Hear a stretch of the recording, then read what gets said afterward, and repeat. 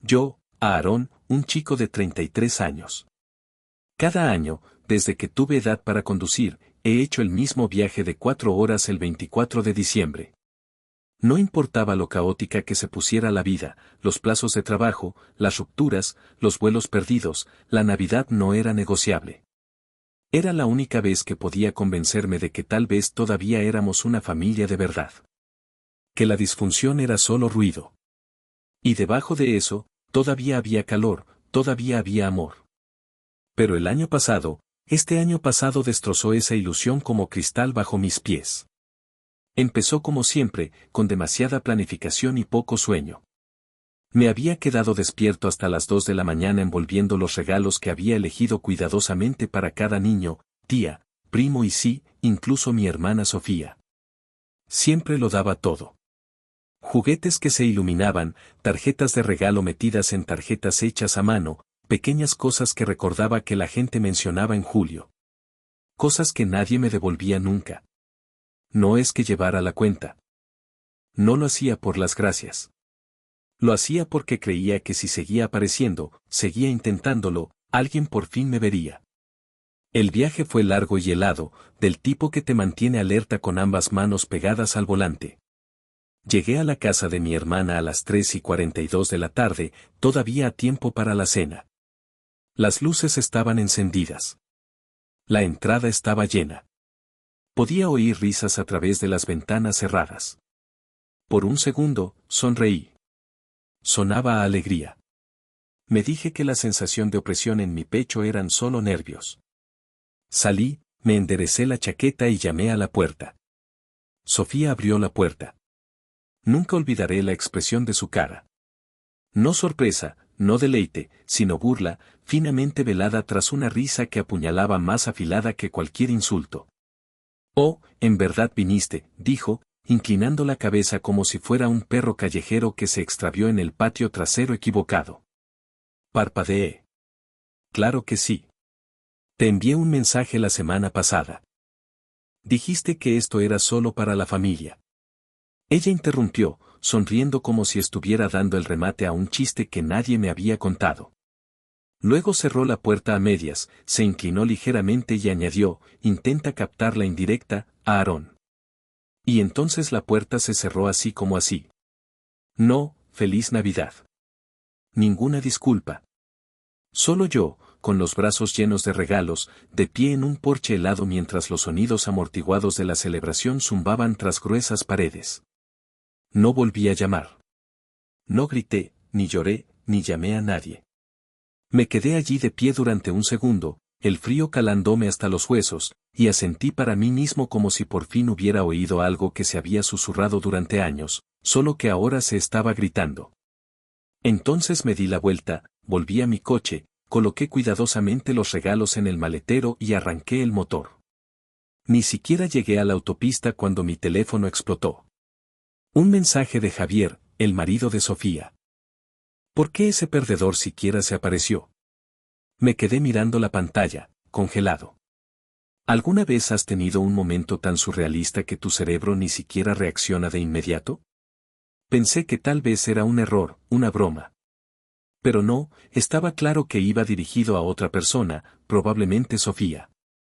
Probablemente parte de una larga serie de chistes a mi costa. Y fue entonces cuando el silencio se rompió. No fuera. Eso seguía siendo el tranquilo zumbido de los neumáticos sobre la nieve. Pero dentro de mí, algo se fracturó en ese momento. Algo viejo, cansado y estirado demasiado tiempo. Mis manos no temblaron. Mi pecho no ardió. Solo sonreí, una pequeña y silenciosa sonrisa, porque Javier, el hombre que una vez lloró conmigo a gritos con unas cervezas cuando perdió su trabajo, debía haber olvidado quién había estado pagando silenciosamente sus facturas durante los últimos 8 meses. Sofía debía haber olvidado quién cofirmó el préstamo que les permitió refinanciar su casa a un mejor tipo de interés. Y ambos debían haber pensado que yo iba a seguir haciéndolo para siempre sin límites, sin respeto por mí mismo. Se equivocaban. Me detuve en una gasolinera, aparqué y saqué mi ordenador portátil.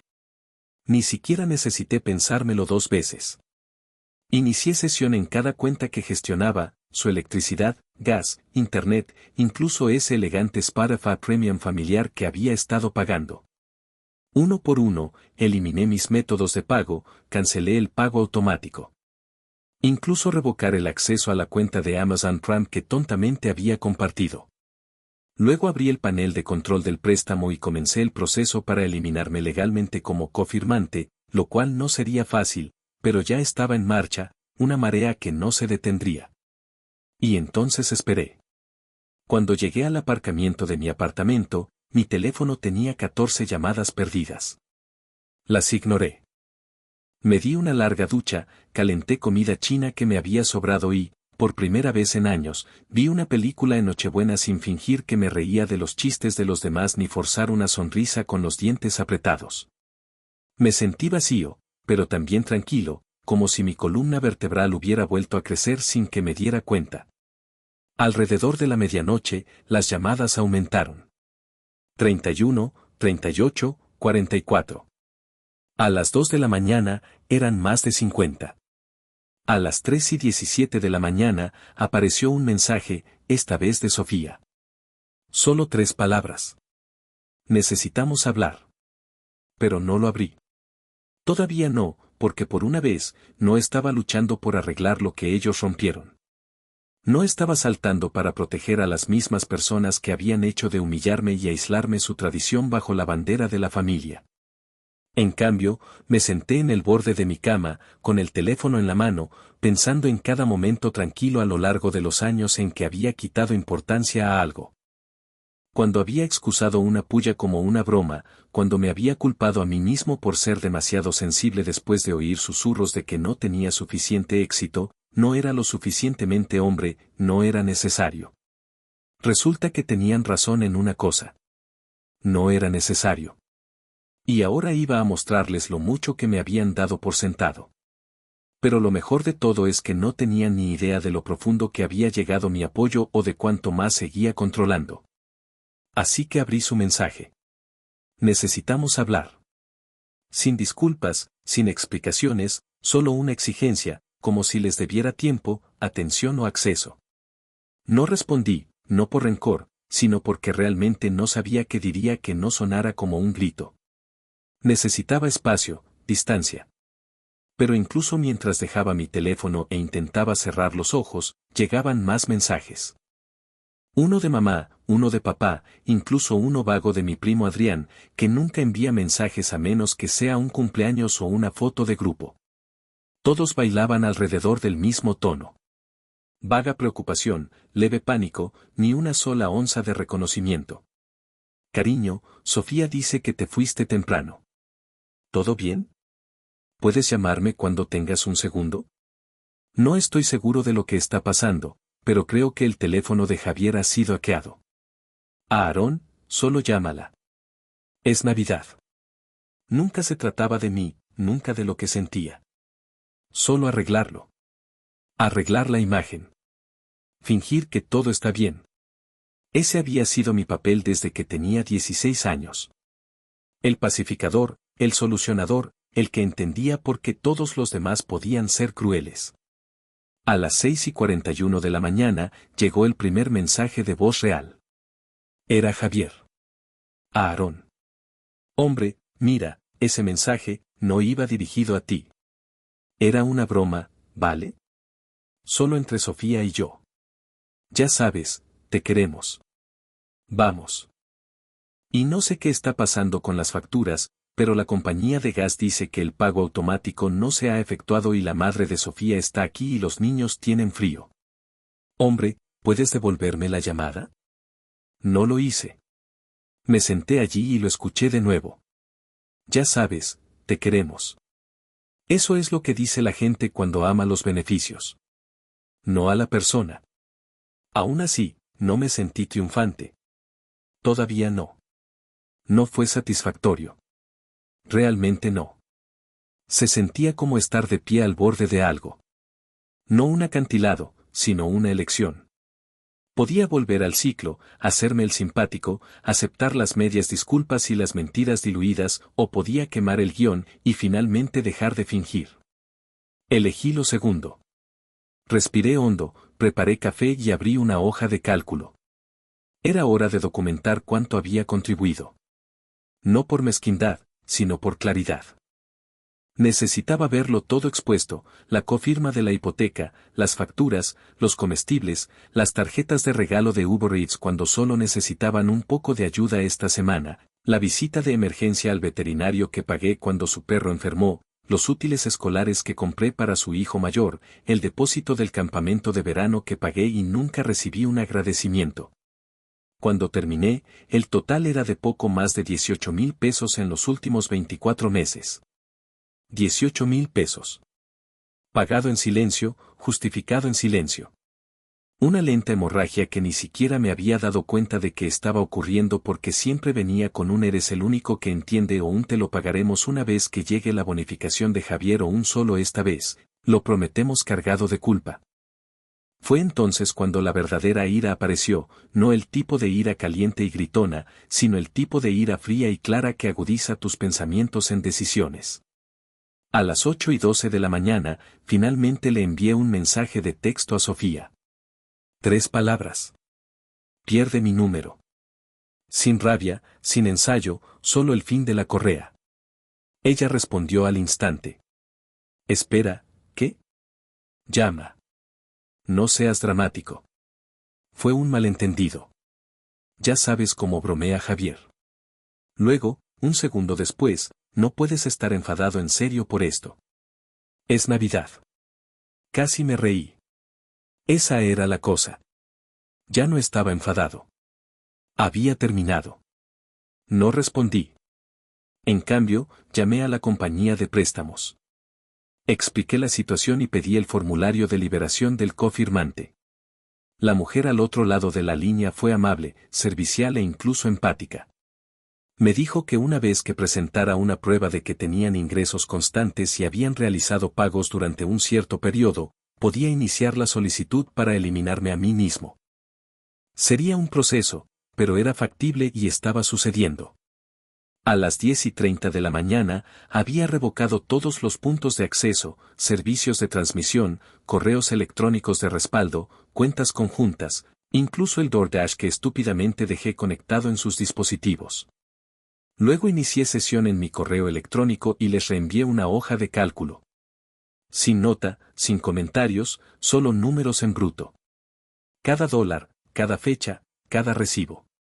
Etiqueté el documento como dependencia financiera para sus registros. Y luego los bloqueé. A todos ellos.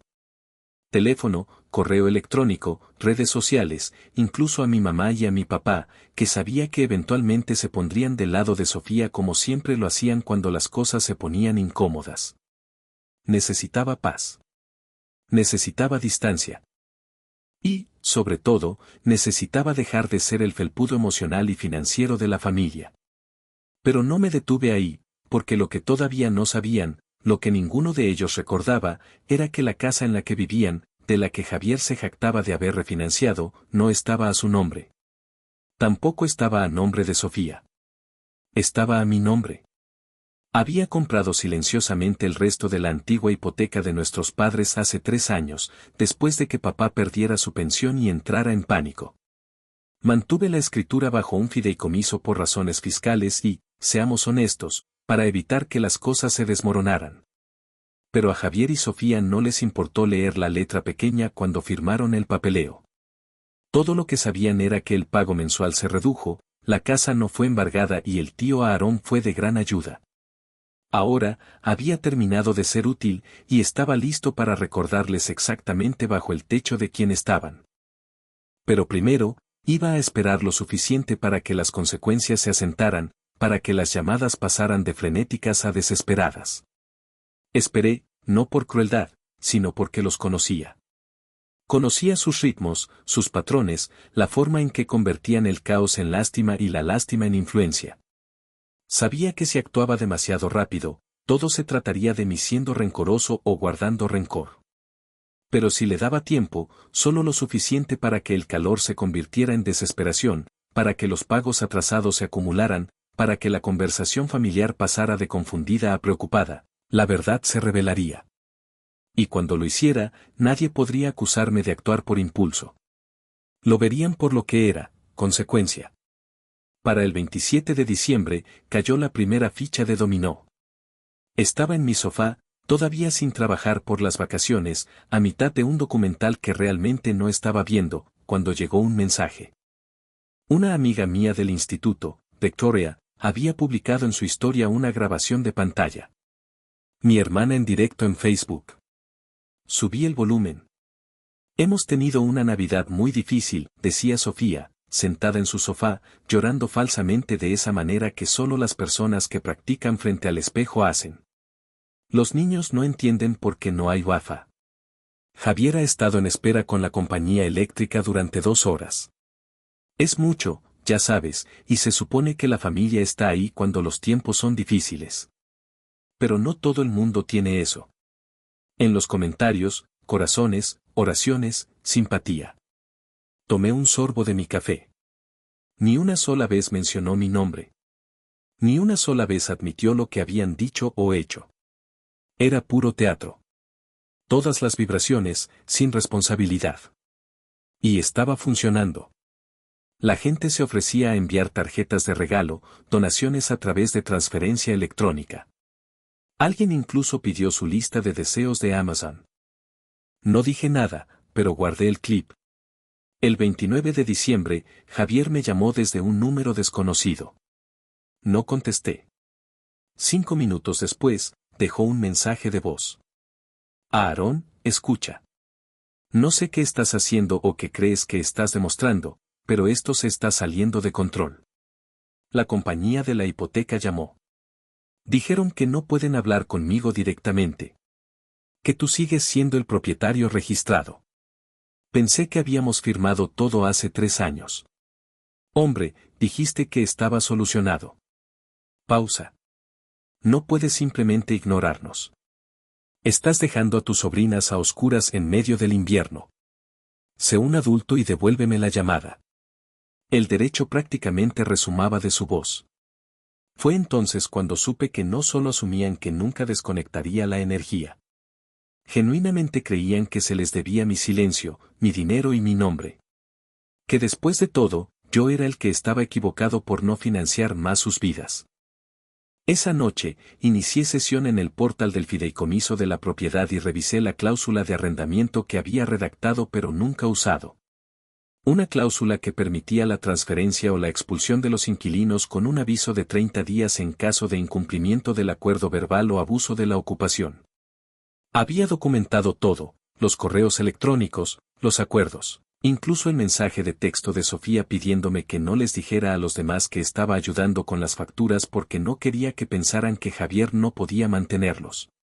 Tenía recibos, literales y emocionales, pero todavía no había tirado de la palanca final. No estaba buscando destruirlos. No estaba interesado en la venganza por el mero hecho de la venganza. Solo quería sacarlos de mi vida de forma limpia, clara, sin dejar espacio para el regreso. Ese momento llegó el 2 de enero. Estaba comiendo cuando llamaron a la puerta de mi apartamento. Abrí sorprendido. Era mamá. Parecía agotada, ojos hinchados, mejillas rojas. Sostenía una bolsa de papel llena de algo que asumí que era culpa. ¿Puedo pasar? No respondí de inmediato. Luego me hice a un lado. Se sentó lentamente como alguien que se prepara para dar un discurso que no había ensayado. Yo me quedé de pie. No lo sabía, comenzó.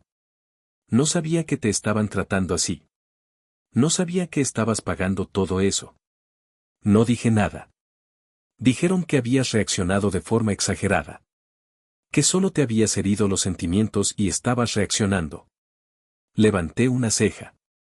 ¿Y les creíste? Miró hacia abajo. Al principio hubo un largo silencio. Luego añadió, tu padre y yo hemos estado hablando. Lo sentimos, de verdad, y entendemos si necesitas espacio. Quería creerla. De verdad que sí.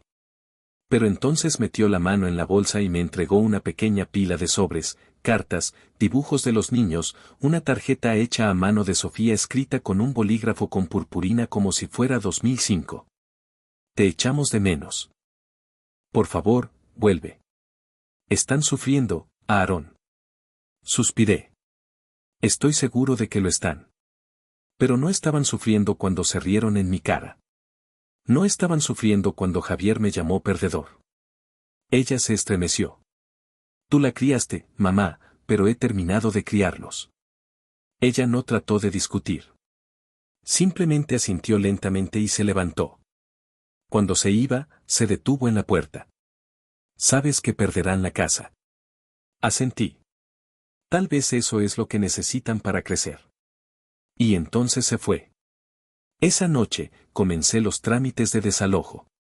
No en un torbellino de venganza. No con alegría ni rencor. Solo con la mano tranquila de alguien que había cargado con una familia a sus espaldas durante suficiente tiempo. Les di los 30 días completos, lo presenté legalmente e incluso renuncié a cualquier pago atrasado. No estaba tratando de dejarlos sin hogar, solo libres, y tal vez liberarme a mí mismo también. Pero a la mañana siguiente de recibir el aviso, fue cuando todo cambió. Fue cuando Javier apareció en mi puerta, con los ojos rojos, en silencio. Y no estaba solo. Javier estaba de pie en mi puerta como un hombre que finalmente se había dado cuenta de que la casa estaba en llamas, y él había estado sosteniendo la cerilla todo el tiempo. Detrás de él, a solo unos pasos de distancia, estaba Sofía. Sin maquillaje, sin sonrisa falsa, sin tarjeta de disculpa cubierta de purpurina, solo silencio, con los brazos cruzados, la mandíbula apretada como si estuviera mordiendo cada palabra que quería gritar, pero sabía que era mejor no hacerlo. Por un momento, ninguno de nosotros dijo nada. Luego Javier exhaló lentamente. No estamos aquí para pelear, dijo. Lo juro. Levanté una ceja, pero no me moví de la puerta. Miró por encima del hombro a Sofía, que evitó mis ojos, y luego me miró a mí. Solo necesitamos hablar. Me hice a un lado sin decir palabra, más por curiosidad que por amabilidad. Entraron como invitados a su propio funeral. Pasos lentos y pesados. Estaba mirando alrededor de mi apartamento como si no pudieran creer que vivía en un espacio que no giraba en torno a ellos. Dejé que el silencio se alargara. Quería que lo sintieran. Todo. El peso de sus decisiones. Las consecuencias finalmente alcanzándolos. Recibimos el aviso, dijo Javier. Finalmente, sentado en el borde de mi sofá como si pudiera desaparecer debajo de él. Y solo nosotros no nos dimos cuenta de lo mucho que la habíamos cagado. Asentí una vez, solo lo suficiente para decir que continuara. Pensé. Se interrumpió y luego lo intentó de nuevo. Pensé que siempre estarías ahí. Supongo que lo di por sentado. No supusiste, dije, lo sabías y contabas con ello. Sofía finalmente levantó la vista. Su voz era tensa. Nunca quisimos alejarte. Incliné la cabeza. Eso es muy bueno viniendo de la persona que literalmente me cerró la puerta en la cara. Ella se estremeció. Pensé que te lo tomarías a risa como siempre. Tú eres el fuerte, Aarón. Casi me reí de eso. ¿Fuerte? No, solo estaba cansado. Cansado de tragarlo. De ser la persona más grande. De ser el fantasma de la familia. Solo visible cuando alguien necesitaba dinero, un aventón, un rescate. Javier se inclinó hacia adelante. Mira, hombre. La cagué con el mensaje. Fue cruel y no puedo retractarme, pero necesito que lo sepas. Necesito decirlo en voz alta. Lo siento. Me miró a los ojos por una vez. No estaba tratando de encantar, bromear o manipular. Parecía roto y no porque se preocupara por mí, sino porque el andamiaje de su vida, el que pensó que yo sostendría para siempre, finalmente se había derrumbado. Sofía metió la mano en su bolso y sacó un sobre arrugado. Mi letra, la que había enviado con la hoja de cálculo. Revisamos todo. No me di cuenta de cuánto habías hecho. Ni siquiera recuerdo la mitad de esos pagos. Y no quería recordarlo porque era más fácil creer que te iba bien. No respondí. No había mucho que decir. Lo habían sabido en el fondo, pero habían elegido la conveniencia sobre la conciencia. Durante años, hablamos con los niños, dijo Sofía, con la voz temblorosa. Les dijimos que tal vez tendríamos que mudarnos, tal vez con mis padres. Javier está haciendo turnos extra. He solicitado un segundo trabajo y nosotros vamos a resolverlo, dijo. Javier asintió. Tenías razón al desconectar. No te apreciamos. Te usamos y no estamos aquí para rogarte que deshagas nada. Solo queríamos decirlo. Se pusieron de pie. Los observé dirigirse a la puerta y justo antes de que salieran, Sofía se dio la vuelta. Espero que encuentres la paz, Aarón. Te lo mereces. Y luego se fueron. Me quedé solo en mi apartamento, dejando que sus palabras se asentaran, dejando que la tensión abandonara mis hombros respiración tras respiración. Ese fue el cierre que no esperaba. Ni humillación ni negación, sino una aceptación silenciosa. Tal vez realmente iban a cambiar. Tal vez no lo harían. Pero por una vez, no importó porque su futuro ya no era mi carga para llevar. Los siguientes 30 días transcurrieron sin incidentes. Sin rabietas, sin amenazas legales, sin emergencias repentinas para retrasar lo inevitable. Javier me envió un correo electrónico una vez para confirmar una fecha para mudarse, y respondí con el reconocimiento formal. Eso fue todo. El 31 de enero, recibí una confirmación final del administrador de la propiedad de que la casa estaba desocupada, las llaves devueltas y los servicios públicos completamente transferidos fuera de mi nombre. Me quedé mirando el correo electrónico durante mucho tiempo. Se sentía surrealista. 3 años de sacrificio silencioso. $18,000. Innumerables cenas soportadas, cumpleaños ignorados, cumplidos indirectos y humillaciones silenciosas. Y ahora se había terminado. No le dije a nadie. No publiqué nada al respecto. No hice una fiesta. Simplemente cerré mi ordenador portátil, me serví una bebida y dejé que la quietud me invadiera. Ese fin de semana, hice un viaje corto a la costa solo, sin itinerario, sin culpa. Caminé por la arena, dejé que el viento entumeciera mi cara y me senté junto a los acantilados con un diario que no había tocado en años. Escribí una cosa. Puedes dejar de intentar ganarte el amor que debería haber sido dado libremente. Esa línea golpeó más fuerte de lo que esperaba. 3 meses después, recibí una tarjeta por correo. Sin remitente. Dentro había una foto de mi sobrina sosteniendo un cartel. Gracias, tío Aarón. Te echamos de menos. Había una nota escrita a mano por Sofía debajo. Estamos bien. No perfectos, pero bien. Gracias por obligarnos a crecer. Con amor siempre, incluso si es desde la distancia. No lloré, pero sonreí. A veces el cierre no viene de la confrontación. A veces viene de alejarse y saber que no tienes que cargar con el peso nunca más. Coloqué la tarjeta en un cajón y volví a mi vida. Mi nueva vida. Una con líneas claras. Una donde mi valor no estaba atado a mi billetera o a mi disposición a soportar.